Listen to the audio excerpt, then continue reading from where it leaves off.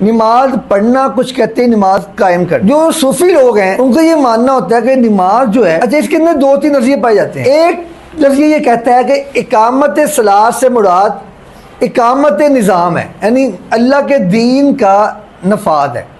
جب تک کچھ لوگ ایسے ہیں جو اس سوچ کو اتنا پروموٹ کرتے ہیں، وہ کہتے ہیں جب تک کے لیے اللہ کی زمین پہ اللہ کا نظام نافذ نہیں ہوتا اس وقت تک نہ نماز کا حکم ہے، نہ جمعے کا حکم ہے، نہ کوئی اور عبادت ہے. اللہ کی زمین پہ اللہ کا نظام نافذ ہوگا تو یہ سب کچھ ہوگا. وہ اقامت صلاۃ سے مراد اقامت دین لیتے ہیں، اور انہوں نے قرآن کی وہ توجیہ اور تشریح کی جو صحابہ نے بھی نہیں کی.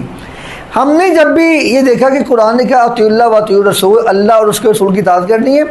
اطاعت کیسے کرنی ہے؟ جیسے صحابہ نے کر کے دکھائی.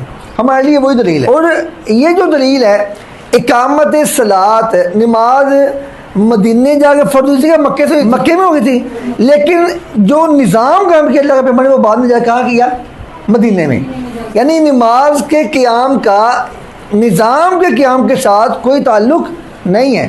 جو لوگ کہتے ہیں کہ اقامت صلاۃ سے مراد اقامت نظام دین ہے کہ اللہ کا دین کا نظام نافذ کیا جائے، اس کے بغیر نماز نہیں پڑھنی. ان کے لیے یہ دلیل کافی ہے کہ نماز پہلے فرض ہوئی ہے، اس کے پڑھنے کا انداز طریقہ اللہ کا پیغمبر نے پہلے بتایا، تحفہ پہلے ملا، معراج پہلے ہوا، اور مدینے جا کے اللہ کے پیغمبر نے نظام بعد میں قائم کیا ہے. ایک بات. دوسری بات ہے کچھ صوفی لوگ جو یہ کہتے ہیں کہ دیکھیں کہ نماز کا پڑھنے کا حکم نہیں ہے، قائم کرنے کا حکم ہے، کہ دل میں نماز ہو جاتی ہے. ٹھیک ہے، میں نماز پڑھتا ہوں لیکن میرا دل نماز پڑھتا ہے، میں دل میں میرے نماز ہو جاتی ہے. ان کے لیے یہ ہے کہ اقامت صلاۃ سے مراد ہے کہ نماز کو پڑھنا اور اس کے تقاضے پورے کرنا، اس کے اوپر ہمیشگی اختیار کرنا. یعنی نماز پڑھنا حافظوا علی الصلوات والصلاۃ الوسطی. اللہ نے یہ نہیں کہا کہ ایک نماز کی اگر ہوتا نماز پڑھو تو ایک بار پڑھ لی کافی ہوگی، ٹھیک ہے، لیکن جب کہا کہ بار بار کہا نماز قائم کرو، اس کا مطلب ہے اس کے تمام حقوق ادا کرنا.